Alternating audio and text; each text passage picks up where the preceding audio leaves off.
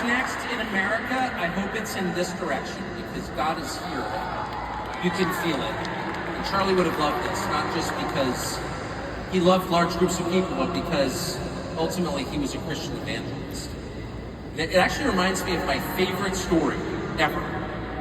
So it's about 2,000 years ago in Jerusalem, and Jesus shows up and he starts talking about the people in power, and he starts doing the worst thing that you can do, which is telling the truth about people, and they hate it, and they just go bonkers. They hate it, and they become obsessed with making him stop. This guy's got to stop talking. We've got to shut this guy up.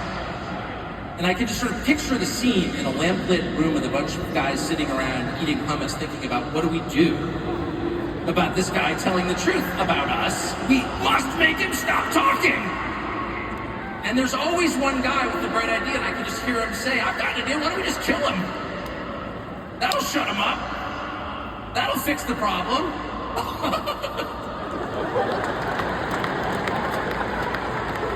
It doesn't work that way. It doesn't work that way. Everything is inverted, and the Beatitudes tell it, I think, the most crisply. Everything is sort of the opposite of what you think it's going to be. Blessed are those who mourn, for they will be comforted. That's true. You can feel it here. The thing about Charlie's message, I've thought a lot about it. I'm trying not to be emotional because, in addition to everything else, he was a wonderful man and a decent man, and one of those rare people you meet where you just groove with in conversation. These very intense conversations that you don't stop thinking about, which is my experience. But the main thing about Charlie and his message, he was bringing the gospel to the country. He was doing the thing that the people in charge hate most, which is calling for them to repent.